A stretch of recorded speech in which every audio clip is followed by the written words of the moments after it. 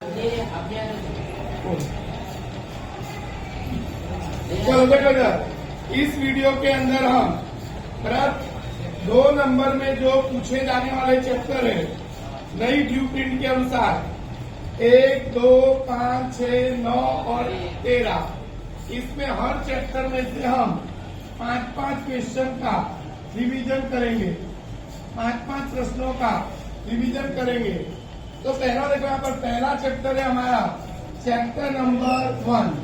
तो chapter number 1 में प्रश्न पूछ सकता है कि मैग्नीशियम की रिबन को वायु में जलाने से पहले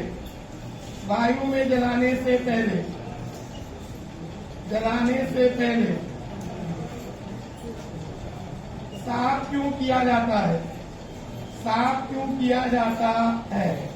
तो ऐसा प्रश्न पूछे कि मैग्नीशियम रिबन को वायु में जलाने से पहले साफ क्यों किया जाता है। तो आपको उत्तर लिखने का कि मैग्नीशियम जो है रिबन यानी पट्टी, तो मैग्नीशियम अधिक सक्रिय धातु है। तो मैग्नीशियम अधिक सक्रिय धातु है। तो ये हवा में जो ऑक्सीजन है वो ऑक्सीजन से क्या कर देती है, प्रक्रिया, और मैग्नीशियम ऑक्साइड की निष्क्रिय परत बनाती है। तो इस परत को जलाने से पहले साफ करना पड़ता है। आपको लिखने का कि मैग्नीशियम अधिक सक्रिय धातु है जो हवा में रही ऑक्सीजन से क्या करती है, अभिक्रिया, और अभिक्रिया करके मैग्नीशियम ऑक्साइड की निष्क्रिय परत बनाती है, और इस परत को रैगमाल से रगड़कर साफ करना पड़ता है।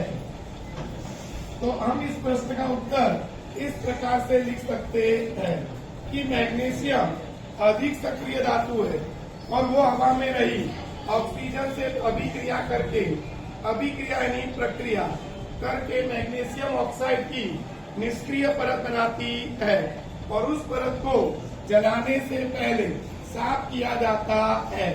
तब जाकर मैग्नीशियम ऑक्सीजन से प्रक्रिया करके मैग्नीशियम ऑक्साइड बनाती है। पहले से ही मैग्नीशियम ऑक्साइड बना होगा तो प्रक्रिया होगी नहीं। प्रश्न नंबर 2 ऐसा है कि प्रश्न नंबर 2 में पूछता है कि श्वसन ऊष्मा क्षेपी अभिक्रिया है। क्यों ऊष्मा क्षेपी अभिक्रिया है, क्यों? तो प्रश्न पूछेगा कि श्वसन ऊष्मा क्षेपी अभिक्रिया क्यों है। तो आपको लिखने का कि ब्रेड, आलू और चावल, इसमें होता है कार्बोहाइड्रेट होता है, और ये कार्बोहाइड्रेट का हमारे शरीर में पाचन होता है, और पाचन होने से ग्लूकोज बनता है, और ये ग्लूकोज का श्वसन की प्रक्रिया में ऑक्सीजन द्वारा विघटन होता है, और कार्बन डाइऑक्साइड और पानी बनता है, और ऊर्जा उत्पन्न होती है, और ये ऊर्जा उत्पन्न होती है, इसलिए इसको हम ऊष्मा क्षेपी अभिक्रिया कहते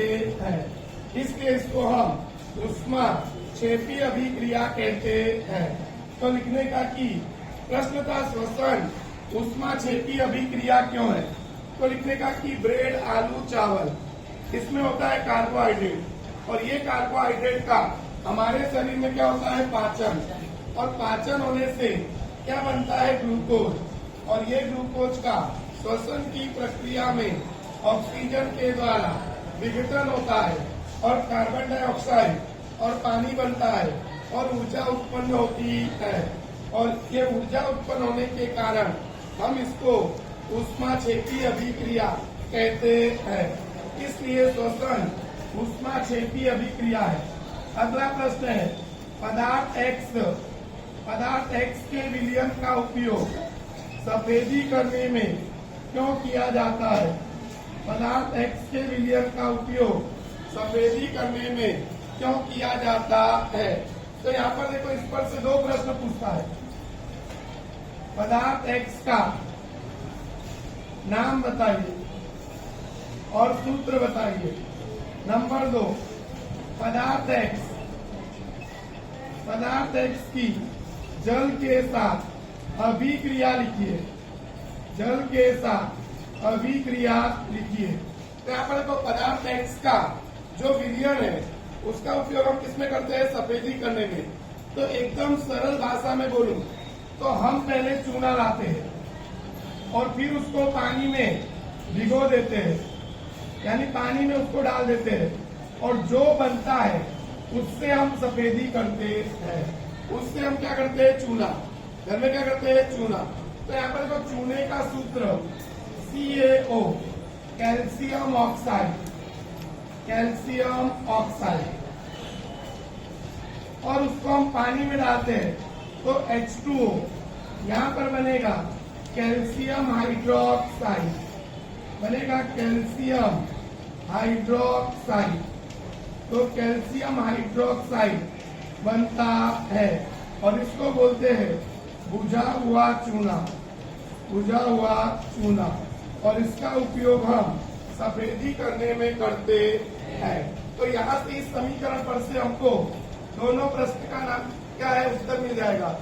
पदार्थ X कौन? तो पदार्थ X हमारा हो जाएगा कैल्शियम ऑक्साइड, कैल्शियम ऑक्साइड, और बराबर उसका सूत्र CaO, CaO। अच्छा, पदार्थ X की जल के साथ अभिक्रिया, तो ये पदार्थ X की जल के साथ अभिक्रिया लिखनी रहती है। चौथा प्रश्न है हमारा, चौथा प्रश्न है कि खाद्य सामग्री को नाइट्रोजन से क्यों प्रभावित किया जाता है? क्यों प्रभावित किया जाता है? प्रश्न ऐसा है कि खाद्य सामग्री को नाइट्रोजन से क्यों प्रभावित किया जाता है? तो यहाँ पर देखो, क्या था मैंने कि नाइट्रोजन जो है वो कम सक्रिय गैस है। नाइट्रोजन कम सक्रिय गैस है, तो वो क्या करती है? जो खाद्य सामग्री है उस खाद्य सामग्री का उपचयन नहीं करती, उस खाद्य सामग्री का उपचयन नहीं करती है, जिसके कारण उसका स्वाद और उसकी गंध नहीं बदलती है। उसका स्वाद और उसकी गंध नहीं बदलती और विकृत गंधिता की घटना उत्पन्न नहीं होती है। विकृत गंधिता की घटना उत्पन्न नहीं होती है। तो इसलिए हम खाद्य सामग्री को क्या करते हैं? नाइट्रोजन गैस से प्रभावित करते हैं। लिखने का कि खाद्य सामग्री को नाइट्रोजन गैस से क्यों प्रभावित करते हैं? तो नाइट्रोजन कैसी गैस है? कम सक्रिय। तो वो क्या करती है? खाद्य सामग्री का उपचयन नहीं करती, और उपचयन नहीं करती इसलिए उसका स्वाद और उसकी गंध नहीं बदलती, जिससे विकृत गंधिता की घटना उत्पन्न नहीं होती है। इसलिए हम उसको नाइट्रोजन से प्रभावित करते हैं। अगला हमारा प्रश्न है प्रश्न नंबर 5। पांचवा प्रश्न ऐसा पूछ सकता है कि एक भूरे रंग का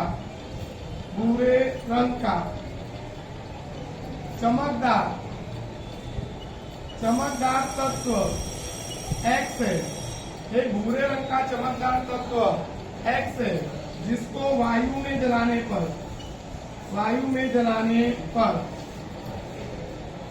काले रंग का यौगिक बनता है। काले रंग का यौगिक बनता है। तो आपको तत्व X और काले रंग के यौगिक का नाम बताइए। आपको इन दोनों का नाम बताना है कि है ना, एक भूरे रंग का चमकदार तत्व X है और जिसको वायु में जलाने से पहले, वायु में जलाने पर काले रंग का यौगिक बनता है। तो आपको तत्व X और काले रंग के यौगिक का नाम बताना है। तो यहाँ पर देखो भूरे रंग का चमकदार तत्व कॉपर है। तो कॉपर को अगर हम वायु में जलाएंगे तो ऑक्सीजन से प्रक्रिया करेगा और कॉपर ऑक्साइड बनाता है।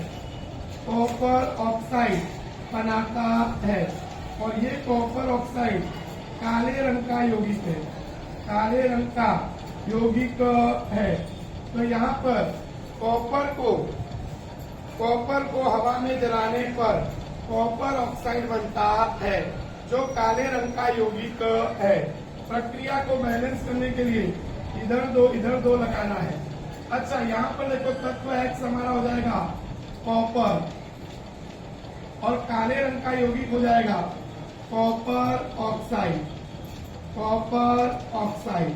तो इस प्रकार से ये कुछ 5 प्रश्न ऐसे हैं जो चैप्टर नंबर 2 में से 2 नंबर में पूछ सकता है।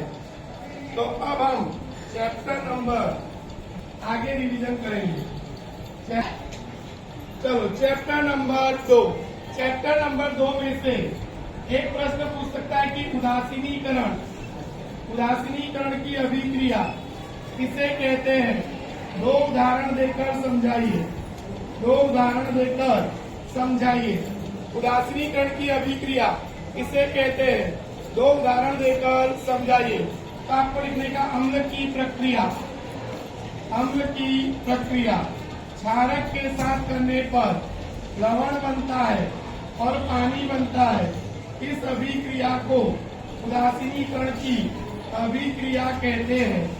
इस अभिक्रिया को उदासीनीकरण की अभिक्रिया कहते हैं।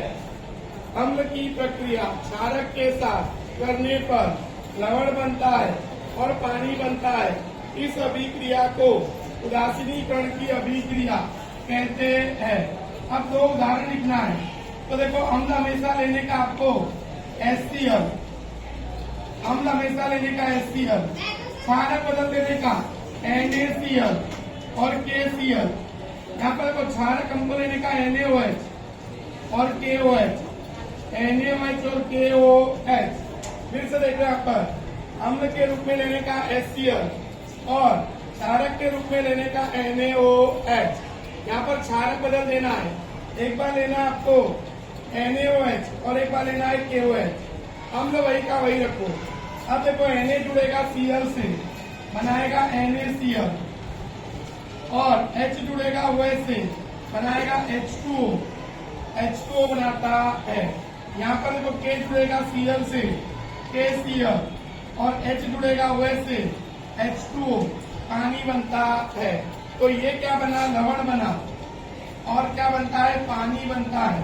तो अम्ल की प्रक्रिया क्षारक से करने पर लवण बनता है और पानी बनता है।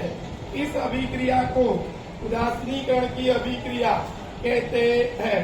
अगला एक प्रश्न पूछ सकता है कि एक ग्वाला ताजे दूध में थोड़ा बेकिंग सोडा मिलाता है। बेकिंग सोडा मिलाता है। एक ग्वाला है, ताजे दूध में थोड़ा बेकिंग सोडा मिलाता है। इस पर से 2 प्रश्न पूछता है कि वो ताजे दूध की पीएच को क्षारीय क्यों करता है। क्षारीय क्यों करता है। दूसरा कि ऐसे दूध को दही बनने में समय क्यों लगता है। समय क्यों लगता है, समय अधिक क्यों लगता है, ऐसा प्रश्न पूछता है। तो एक ग्वाला है, वो ताजे दूध में अब ताजे दूध की पीएच होती है 6 और उसके अंदर बेकिंग सोडा मिला देता है और बेकिंग सोडा मिलाकर उसकी पीएच कर देता है 8। उसकी पीएच 8 कर देता है, यानी उसकी पीएच कर देता है क्षारीय। उसकी पीएच क्षारीय कर देता है। तो ऐसा क्यों करता है, क्योंकि ऐसे दूध को बिगड़ने में समय अधिक लगता है। समय अधिक लगता है। ऐसे दूध को बिगड़ने में समय अधिक लगता है, इसलिए वो ताजे दूध की पीएच को थोड़ा क्षारीय कर देता है। अच्छा, फिर बोला है कि ऐसे दूध को दही बनने में समय क्यों लगता है? ऐसे दूध को दही बनने में समय इसलिए लगता है क्योंकि उसको पहले क्षारीय से उदासीन होना पड़ता है और बाद में वो अम्लीय बनता है। इसलिए समय अधिक लगता है। तो लिखने का कि वो ताजे दूध की पीएच को थोड़ा क्षारीय क्यों कर देता है? कारण कि ऐसे दूध को बिगड़ने में समय अधिक लगता है। अच्छा, ऐसे दूध को दही बनने में समय क्यों अधिक लगता है?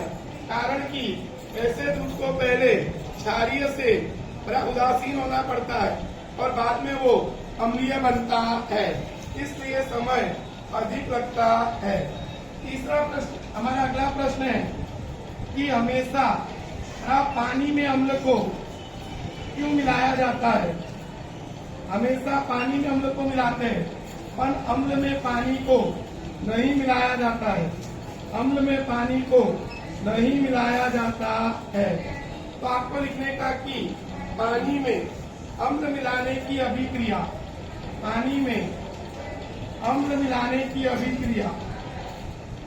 ऊष्माक्षेपी अभिक्रिया है। पानी में अम्ल मिलाने की अभिक्रिया ऊष्माक्षेपी अभिक्रिया है। अगर हम अम्ल में पानी मिलाते हैं तो क्या होता है कि ऊष्मा अधिक उत्पन्न होती है जिससे अम्ल उछलकर बाहर आ सकता है और हम जल सकते हैं। दूसरा, इस अधिक ऊष्मा के कारण कांच का साधन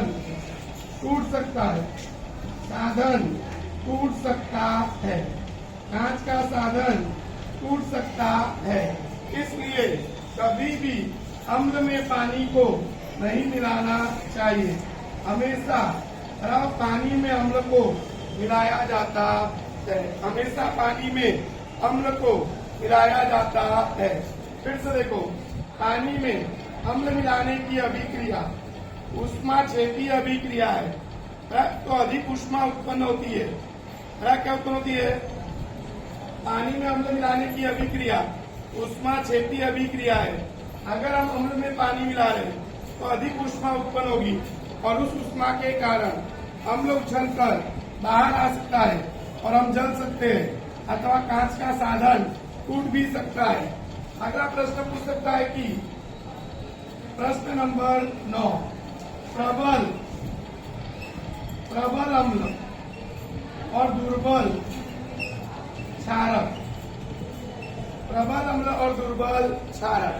तो याद रखने का कि प्रबल अम्ल और दुर्बल क्षारक उदाहरण देकर समझाइए। तो आपको याद रखने का कि प्रबल अम्ल यानी कि जिस अम्ल को पानी में मिला और अधिक संख्या में H+ आयन उत्पन्न हो, उसे बोलते हैं प्रबल अम्ल। उसे प्रबल अम्ल कहते हैं। उदाहरण हमारा आएगा HCl, HNO3, H2SO4, हाइड्रोक्लोरिक अम्ल, नाइट्रिक अम्ल और सल्फ्यूरिक अम्ल। जिस क्षारक को पानी में मिला और कम संख्या में OH- आयन उत्पन्न हो, उसको हम दुर्बल क्षारक कहते हैं। उदाहरण आएगा कैल्शियम हाइड्रोक्साइड, मैग्नीशियम हाइड्रोक्साइड। तो ये हमारे थे दुर्बल क्षारक। देखो, इससे उल्टा हो जाएगा। अगर पूछे दुर्बल अम्ल तो लिखने का जिस अम्ल को पानी में मिलाओ और कम संख्या में H+ आयन उत्पन्न हो, उसको हम बोलते हैं दुर्बल अम्ल। उदाहरण आएगा लैक्टिक अम्ल, साइट्रिक अम्ल, ऑक्जेलिक अम्ल और टार्ट्रिक अम्ल। वैसे यहाँ पर भी उल्टा हो जाएगा। अगर पूछे कि प्रबल क्षारक कौन? तो प्रबल क्षारक में हो जाएगा जिस क्षारक को पानी में मिलाने पर अधिक संख्या में OH माइनस आयन उत्पन्न होता है तो उसको बोलते हैं प्रबल क्षारक। प्रबल क्षारक में आएगा NaOH और KOH, NaOH और KOH। ऐसा प्रश्न पूछ सकता है। अगला लास्ट प्रश्न है, पूछे कि अम्ल और क्षारक, अम्ल और क्षारक के सामान्य गुणधर्म लिखो। सामान्य गुणधर्म लिखो। तो अम्ल और क्षारक के सामान्य गुणधर्म, तो अम्ल लिखने का कि अम्ल स्वाद में खट्टा होता है, अम्ल स्वाद में खट्टा होता है, क्षारक स्वाद में कड़वा होता है। अम्ल स्वाद में खट्टा होता है, क्षारक स्वाद में कड़वा होता है। अम्ल क्या करता है? नीले लिटमस पत्र को लाल बनाता है, लाल बनाता है। क्षारक जो है वो लाल लिटमस पत्र को नीला बनाता है, नीला बनाता है। अब क्या होता है कि अम्ल की प्रक्रिया, अम्ल को पानी में मिलाने पर H+ आयन उत्पन्न होता है, H+ आयन उत्पन्न होता है। अच्छा, H+ आयन उत्पन्न होता है।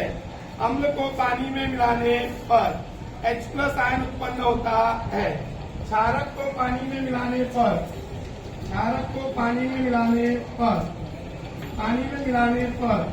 OH माइनस आयन उत्पन्न होता है, OH माइनस आयन उत्पन्न होता है। तो याद रखने का कि अम्ल स्वाद में खट्टा होता है, क्षारक स्वाद में कड़वा होता है। अम्ल नीले लिटमस पत्र को लाल बनाता है, क्षारक लाल लिटमस पत्र को नीला बनाता है। अम्ल को पानी में मिलाने पर हाइड्रोजन आयन उत्पन्न होता है, क्षारक को पानी में मिलाने पर OH माइनस आयन उत्पन्न होता है। H+ आयन यानी हाइड्रोजन आयन और OH माइनस आयन यानी हाइड्रोक्साइड आयन उत्पन्न होता है। तो ये हमारे चैप्टर नंबर 2 के कुछ इम्पोर्टेंट प्रश्न थे। देखो इधर चैप्टर नंबर 5, चैप्टर नंबर 5 हमारा है जैव प्रक्रम। जैव प्रक्रम में से बराबर प्रश्न पूछ सकता है कि प्रकाश संश्लेषण की प्रक्रिया, प्रकाश संश्लेषण की प्रक्रिया का समीकरण लिखिए, या प्रकाश संश्लेषण की प्रक्रिया किसे कहते हैं समझाइए।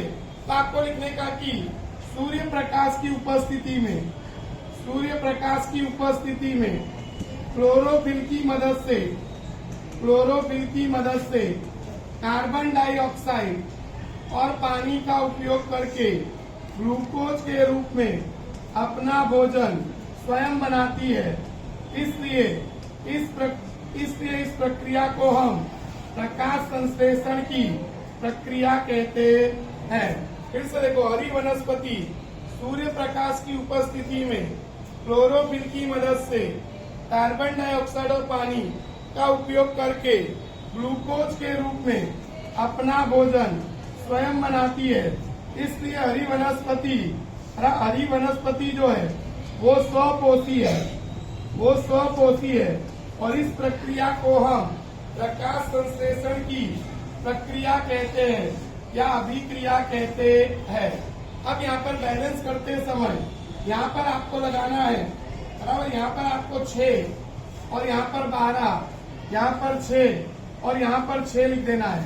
तो कभी आपको पूछे कि प्रकाश संश्लेषण की प्रक्रिया किसे कहते हैं, समीकरण लिखकर समझाइए।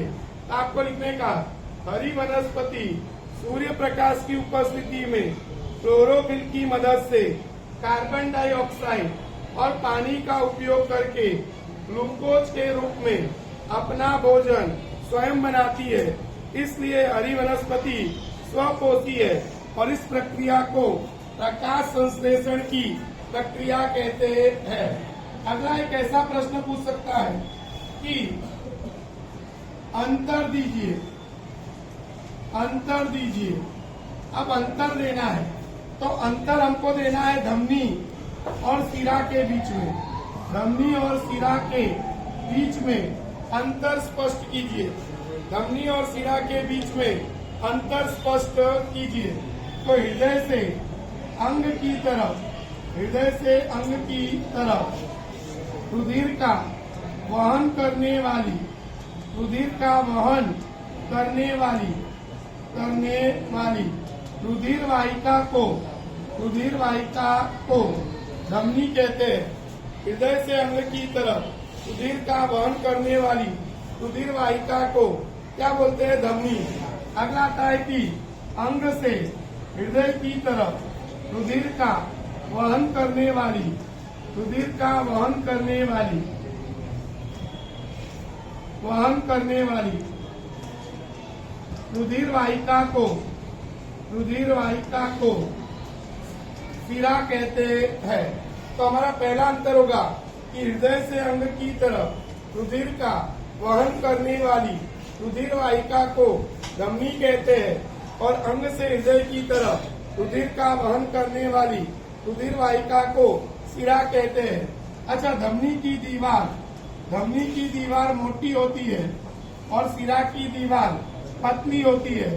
शिरा की दीवार पतली होती है, धमनी की दीवार मोटी होती है और शिरा की दीवार पतली होती है। धमनी में अधिकांश धमनी में शुद्ध रुधिर बहता है और अधिकांश शिरा में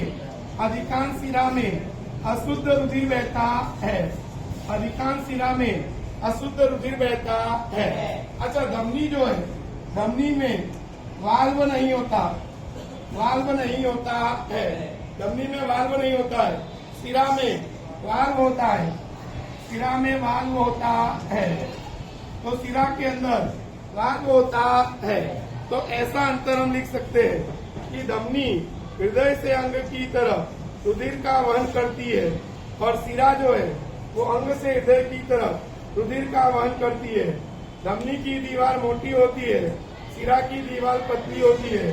धमनी में शुद्ध रुधिर बहता है और शिरा में अशुद्ध रुधिर बहता है। धमनी में वाल्व नहीं होता, शिरा में वाल्व होता है। अगला एक ऐसा प्रश्न पूछ सकता है कि लसिका किसे कहते हैं? लसिका किसे कहते हैं और लसिका के कार्य बताइए। लसिका के क्या बताइए? कार्य।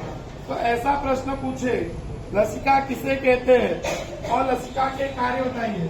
तो ये है हमारी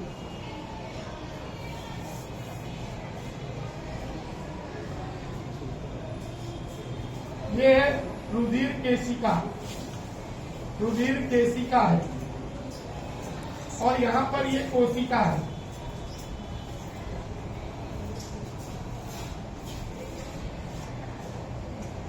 तो ये कोशिका है। अब देखो यहाँ पर रुधिर केशिका में जगह जगह पर छोटे छोटे छिद्र होते हैं। जगह जगह पर छोटे छोटे छिद्र होते हैं। रुधिर केशिका में जगह जगह पर छोटे छोटे छिद्र होते हैं। अच्छा, इस रुधिर केशिका में रुधिर बहता है तो उसमें से क्या होता है कि थोड़ा सा प्लेज्मा यानी रुधिर रस और अल्प मात्रा में प्रोटीन बाहर आता है और कोशिका के बीच में रही जगह में भर जाता है।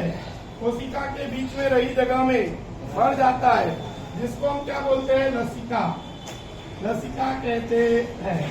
तो लिखने का कि रुधिर केशिका में से थोड़ा सा प्लेज्मा और प्रोटीन बाहर आता है और कोशिका के बीच में रही जगह में भर जाता है, जिसको हम बोलते हैं लसिका।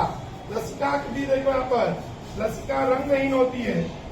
लसिका रंगहीन होती है और लसिका में अल्प मात्रा में प्रोटीन होता है। अल्प मात्रा में प्रोटीन होता है।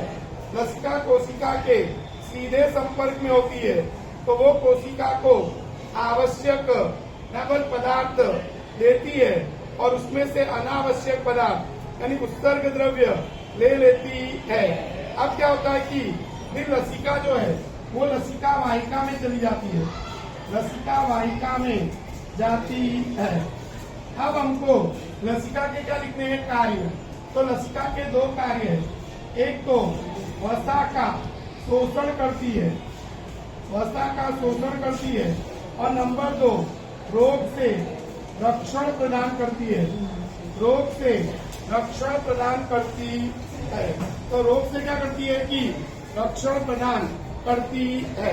फिर से देखो यहाँ पर लसिका किसे कहते हैं? रुधिर केशिका में से थोड़ा सा प्लेज्मा और प्रोटीन बाहर आता है, कोशिका के बीच में रही जगह में बढ़ जाता है, जिसे लसिका कहते हैं। लसिका के दो कार्य, एक तो वसा का शोषण करती है और एक तो शरीर को रोग से रक्षण प्रदान करती है। शरीर को रोग से रक्षण प्रदान करती है।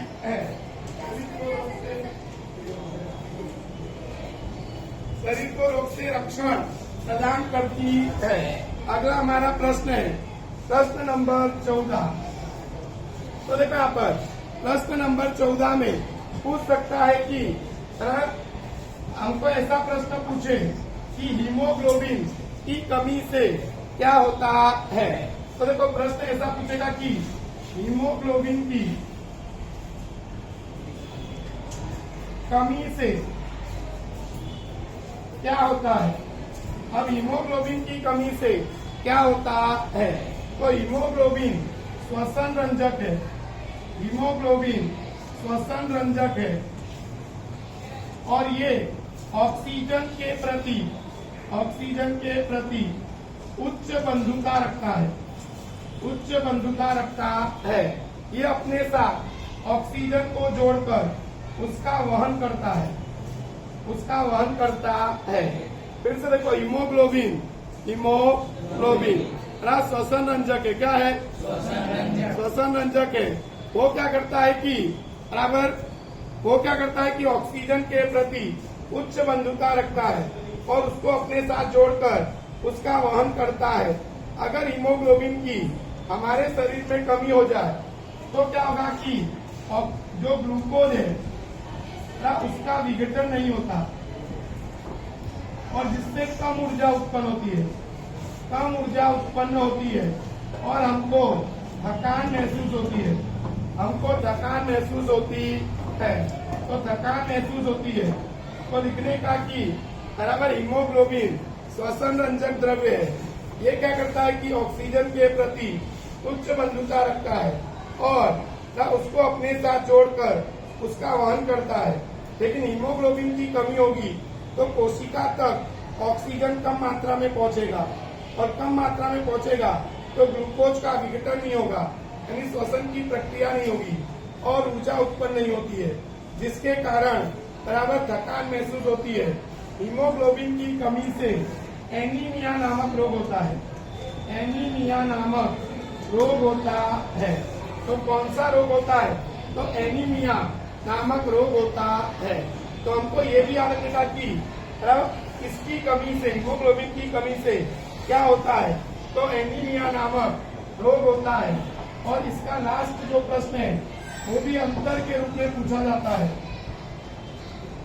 प्रश्न पूछेगा वायवीय श्वसन और अवायवीय श्वसन किसे कहते हैं?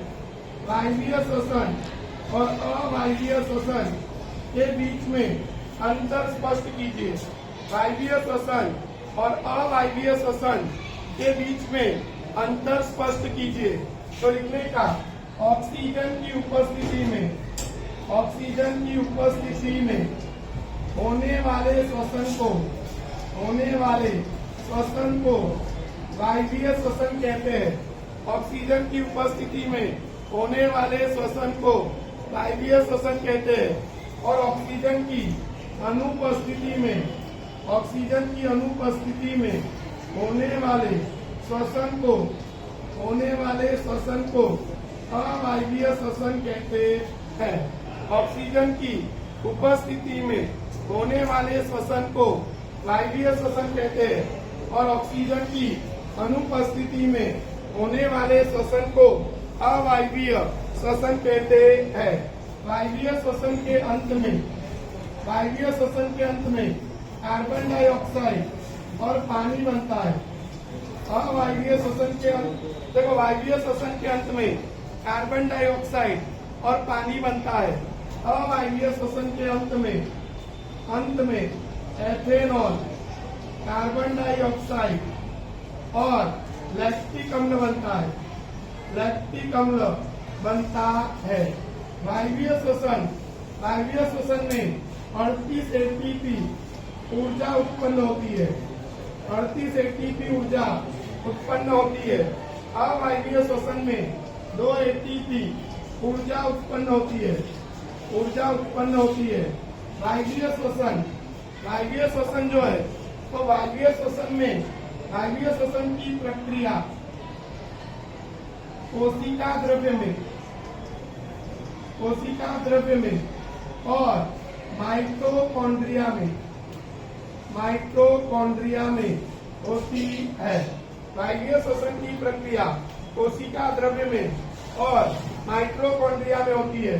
अवायवीय श्वसन की प्रक्रिया केवल कोशिका द्रव्य में होती है। केवल कोशिका द्रव्य में होती है। तो हम लिख सकते हैं कि बराबर वायवीय और अवायवीय श्वसन के बीच में अंतर। ऑक्सीजन की उपस्थिति में होने वाले श्वसन को वायवीय श्वसन कहते हैं। ऑक्सीजन की अनुपस्थिति में होने वाले श्वसन को अवायवीय श्वसन कहते हैं। वायवीय श्वसन के अंत में कार्बन डाइऑक्साइड और पानी बनता है और अवायवीय श्वसन के अंत में एथेनॉल, कार्बन डाइऑक्साइड और लैक्टिक अम्ल बनता है। वायवीय श्वसन में 38 एटीपी ऊर्जा उत्पन्न होती है। अवायवीय श्वसन में केवल 2 एटीपी ऊर्जा उत्पन्न होती है। वायवीय श्वसन की प्रक्रिया कोशिका द्रव्य में और माइटोकॉन्ड्रिया में होती है। अवायवीय श्वसन की प्रक्रिया केवल कोशिका द्रव्य में होती है।